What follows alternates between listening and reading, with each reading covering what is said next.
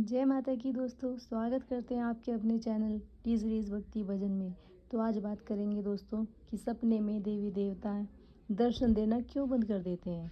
तो आइए, तो दोस्तों वीडियो को शुरू करने से पहले जान लेते हैं आप सबके स्वास्थ्य के बारे में। तो बताइए दोस्तों, कैसे हैं आप सब। आशा करती हूँ कि बाबा भोलेनाथ की कृपा आप पर बरस रही होगी। आप सब अच्छे होंगे, स्वस्थ होंगे, मस्त होंगे। वीडियो को लाइक कीजिए, कमेंट कीजिए, बताना कि वीडियो कैसी लगती है आपको। तभी मुझे प्रोत्साहन मिलेगा। मैं और भी अच्छी अच्छी वीडियो आपके लिए फिर लाती रहूँगी और बहुत अपने अनुभव हैं वे मैं आपको बताती रहूँगी। तो आप मेरी वीडियो को तब तक लाइक कर दीजिए, एक कमेंट कर दीजिए और चैनल को सब्सक्राइब कर लेना। ये शुरू करते हैं आज का टॉपिक ये था कि सपने में देवी देवता दर्शन देना क्यों बंद कर देते हैं। तो पहले तो दोस्तों हमारे साथ ऐसा होता था कि हाँ, हमें कुछ किसी न किसी रूप में कोई ना कोई भगवान, भोले बाबा, माता रानी या फिर कोई और दर्शन देते रहते थे। हनुमान जी महाराज, श्री रामचंद्र जी दर्शन देते रहते थे। तो अचानक से क्या हो गया है, क्योंकि बंद हो जाते हैं। बहुत बार ऐसा होता है कि किसी कारणवश ऐसा होता है कि दिखने भगवान बंद हो जाते हैं सपने में। तो ये बंद क्यों होते हैं, आइए जानते हैं ये सारी बातें आज। चाहे कोई ग्रामीण देवता हो, जाहरवीर बाबा हो, गोरखनाथ बाबा हो या फिर कोई और देवता हो, पहले आपकी सारी इच्छाएं जो आप बोलते थे, भगवान को बोलते थे, वो सारी पूरी हो जाती थी। अब क्यों नहीं हो रही है, तो जानते हैं सारी बातें आज आपको उपाय भी बताएंगे इन सब चीज़ों से बचने के लिए। तो वीडियो में बने रहिए, वीडियो को स्किप मत करना दोस्तों। पहले ही बता देती हूँ, क्योंकि एक महत्वपूर्ण जानकारी आपसे छूट गई तो बहुत कुछ नुकसान हो जाता है। जो सपने के माध्यम से आपके अंदर वो अंश आ रहा था भगवान का, वो अब आपके घर में ही नहीं आ रहा है, तो आपके सपने में तो कहाँ से आएगा। आइए जानते हैं कारण, कि क्या कारण है कि भगवान आपको अब दिखाई नहीं दे रहे हैं। तो सबसे बड़ा कारण है नियम का। अगर आपसे नियम टूट रहे हैं तो भगवान आपको दर्शन देना बंद कर सकते हैं, आपके सपने में दर्शन देना बंद कर सकते हैं, आपकी मनोइच्छा नहीं सुनेंगे। क्योंकि सबसे बड़ा कारण होता है नियम। हर चीज़ें नियम पे निर्धारित की जाती हैं। पढ़ाई का भी नियम होता है, जीवन जीने का भी नियम होता है, खाने पीने का भी नियम होता है, हर चीज़ का नियम होता है। तो भगवान से जुड़े रहने के लिए भगवान का भी एक नियम होता है। शक्ति जब आपके शरीर में प्रवेश करती है, घर में प्रवेश करती है, तो नियम होते हैं। मान लीजिए आप पहले सुबह 7 बजे पूजा करते थे और अब 10 बजे पूजा करने लगे हैं। पहले आप भोग देते थे टाइम से, अब आप भोग नहीं देते हैं, कभी देते हैं कभी नहीं देते हैं। तो ये सब नियम टूट रहे हैं। समय का हेर फेर होना शुरू हो जाता है, कभी जल्दी कभी तो लेट। तो सबसे बड़ा कारण तो यही होता है। दूसरा नियम ये है कि जब कोई शक्ति आपके अंदर आती है, कोई ऊर्जा आपके अंदर आती है किसी देवता की, तो वो आपको अपने जैसा ही बनाना स्टार्ट करती है। जो काली हैं वे काले रंग वाली हैं, क्रोध वाली हैं, वे आपके अंदर ऐसे ही गुण विद्यमान करेंगी। जल्दी जल्दी आपको गुस्सा आएगा। हनुमान जी हैं, हनुमान जी हमारे सनातन धर्म में लोग साधु बनते हैं, भगवा वस्त्र धारण करते हैं और ब्रह्मचर्य का पालन करते हैं, हनुमान जी महाराज की सेवा करते हैं। तब जाके हनुमान जी प्रसन्न होना स्टार्ट होते हैं, उनकी ऊर्जा आनी स्टार्ट हो जाती है आपके शरीर में, आपके घर में। हनुमान जी जैसे हैं, जैसे वेग के हैं, जैसे भोग प्रसाद पे हैं, जैसे श्री रामचंद्र का नाम लेने वाले हैं, वो ऐसे ही आपके अंदर, आपके मन में, आपके आत्मा में ऐसे ही विद्यमान होना स्टार्ट हो जाएंगे। आपके नियम टूटते हैं। पहले आप सात्विक थे, अब आप थोड़ा मीट मछली कुछ भी हो खाते हैं। पहले आप टाइम से पूजा करते थे, अब आपने टाइम पे पूजा करना बंद कर दिया है। पहले आप भोग प्रसाद टाइम से देते थे, अब आपने भोग प्रसाद टाइम से देना बंद कर दिया है। तो ये कारण होते हैं जो भगवान आपको सपने में दिखाई देना स्टार्ट हो रहे थे, अब नहीं हो रहे हैं।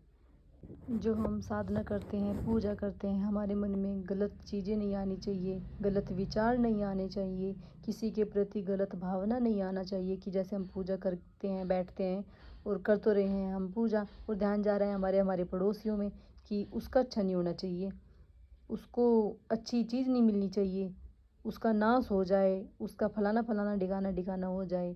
तो ये सब चीज़ें हमें नहीं सोचनी। हमें सिर्फ और सिर्फ ध्यान रखना है उस परम पिता परमात्मा में, आत्मा को विलीन करना है। सिर्फ ये ध्यान रखना है कि हम किस लिए आए हैं इस धरती पर। सिर्फ भगवान की पूजा करने आए हैं, प्रार्थना करने आए हैं, उसको पाने आए हैं। तो ये सब चीज़ें हमें अवॉइड करनी है। किसी का बुरा नहीं चाहना है, किसी के प्रति अपने मन में ईर्ष्या का भाव नहीं रखना है, क्योंकि देवी शक्ति उन्हीं पर ज़्यादा विराजमान होकर आती हैं जो मन के अच्छे होते हैं, मन के प्यारे होते हैं, आत्मा के शुद्ध होते हैं, सबका भला चाहने वाले होते हैं। ये नहीं चाहते कि सब कुछ मुझे मुझे मिले, ये भी चाहते हैं कि हाँ भगवान दो रोटी, दो अच्छी रोटी मेरे पड़ोसी को भी दे, मेरे मित्र को भी दे। कोई ऐसा ना रहे संसार में कि भूखा सोए या भूखा रहे। सबका हालन हार तू है, सबका सबकी ग्रस्त जीवन को, सबके जीवन को चलाने वाला तू है। तो परमपिता परमात्मा ऐसे बंदे पर, ऐसे इंसान पर बहुत ही जल्दी अपनी कृपा दृष्टि डालते हैं।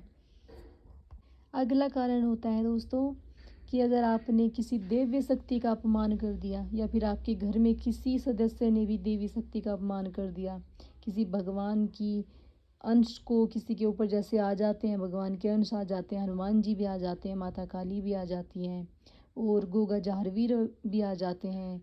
तो और बहुत ग्रामीण देवता हैं जो देवी देवता हैं, अपने खुद घर के पितृ आ जाते हैं शरीर पर, उनकी तरंगे। तो बैठ के कह देते हैं दूसरी साइड में कि भाई ढोंग कर रहा है, ये तो इस पे तो कुछ नहीं आया है, ये तो बेमतलब में ढकोसला कर रहा है। तो ये चीज़ें नहीं बोलनी चाहिए। जब तक हमें किसी चीज़ का पता ना हो, उसके बारे में गलत नहीं बोलना चाहिए।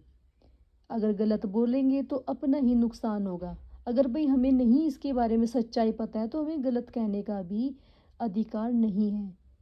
किसी बारे में तभी बात करें जब उसका पूरा हमें ज्ञान हो, अच्छे से पता हो कि हाँ ये बात ऐसे नहीं ऐसे हो सकती है, तो उसमें विचार विमर्श करें, उसमें तर्क वितर्क करें, नहीं तो नहीं करें। आपका ही नुकसान होता है इस सब चीज़ों में। पहला कारण ये है, जैसे हम भगवान की पूजा कर रहे हैं, प्रार्थना कर रहे हैं, साधना कर रहे हैं, तो भगवान थोड़ी बहुत दिक्कत परेशानी हमारे घर में आएंगी, क्योंकि शक्तियाँ जब आती हैं तो वो गलत नेगेटिविटी जो ऊर्जा होती है उसको निकालना स्टार्ट करती हैं। तो वे जाने के टाइम पे घर में भगदड़ मचाएंगी, लड़ाई झगड़े करेंगी और गृह क्लेश कर देंगी। तो हम मन में परेशान होकर क्या बोल देते हैं शक्तियों को कि हे भगवान, मैं तेरी पूजा कर रहा हूँ, तू ऐसा काम कर रहा है, मैं आगे से तेरी पूजा नहीं करूँगा, तू ऐसा मेरे साथ गलत कर रहा है। हाँ, मैं मानती हूँ कि मन दुखी होता है, तो मन जब दुखी होता है तो इंसान कुछ भी बोलता है। तो ये सब चीज़ें अपने आप पर संयम पाने की हैं। संयम रखिए, भगवान हैं वे, उन पर भरोसा करिए। वे दुनिया को चलाने वाले हैं, उन्होंने आप भेजे हो, उन्होंने सारी दुनिया रचाई है, सृष्टि बनाई है। उन पर भरोसा नहीं करेंगे तो हम क्या करेंगे, किस पर भरोसा करेंगे। तो इस कारण भी देवी शक्ति बहुत बार रुष्ट हो जाती है, विमुख हो जाती है आपसे कि भाई कई बार लोग दीपक जलाते हैं, पूजा करते थे, प्रार्थना करते थे भगवान से, वे पूजा प्रार्थना करना बंद कर देते हैं, क्योंकि जीवन में कुछ ना कुछ ऐसा घटित हो जाता है जो हमें अच्छा नहीं लगता। अब हर चीज़ तो हमारे अकॉर्डिंग नहीं होती है। हाँ, मैं मानती हूँ कि आत्मा पर घात होता है, बहुत बार ऐसी चीज़ें हो जाती हैं, पर वे होती हैं, वे होना ही होता है, इसलिए ही वे होती हैं। तो इसलिए भगवान की पूजा प्रार्थना करना बंद कर देते हैं, भगवान की मूर्ति को खंडित कर देते हैं, किसी दरिया में डाल आते हैं। तो भगवान इस वजह से भी आपसे रुष्ट हो सकते हैं। का कारण ये है दोस्तों, जैसे आपको भगवान के दर्शन होते थे, आपने अपने किसी मित्र जन को बता दिया हो, किसी सदस्य बाहर वाले को बता दिया हो, तो इस वजह से भी सपने अच्छे भगवान के आना बंद हो जाते हैं। अपने अपने गुरु के अलावा, या फिर माता को के अलावा, या फिर अपने पति पत्नी के द्वारा उन्हें बता सकते हैं।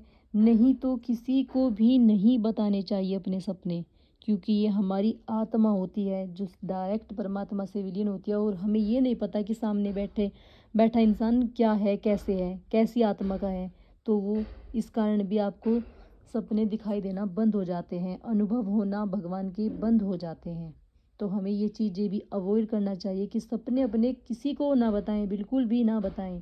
और आजकल तो इंटरनेट है, अगर आपको कुछ भी दिखाई देता है तो सर्च करो। कई बार ऐसा भी होता है, जैसे किसी भगत के पास चले गए, किसी साने तांत्रिक के पास चले गए, जा कर के उसको बता देते हैं कि हमें ऐसे ऐसे सपने आ रहे हैं, दिव्य अनुभव हो रहे हैं। तो वो क्या करते हैं, उनको पता चल जाता है कि इसके पास अच्छी शक्ति है, जब भी तो इसको ऐसे अनुभव हो रहे हैं, तो वो आपके सिर पर हाथ रख के आपका नाम पता जान के आपकी सारी शक्तियाँ उतार लेते हैं, अपने वश में कर लेते हैं आपकी शक्तियाँ। तो फिर आपके पास तो कुछ नहीं रह जाएगा। तो ये बातें भी अवॉइड करनी चाहिए हमें। जैसे किसी के घर में सूतक पातक चल रहा है, आप चले गए, कोई मर गया है, किसी की तेरहवीं थी, आप उनके घर पे चले जाते हैं और आपको पहले से ही प्रेत हैं, रोग है, समस्या है, तो वो और डबल होकर के आपके घर में एंट्री हो जाती है।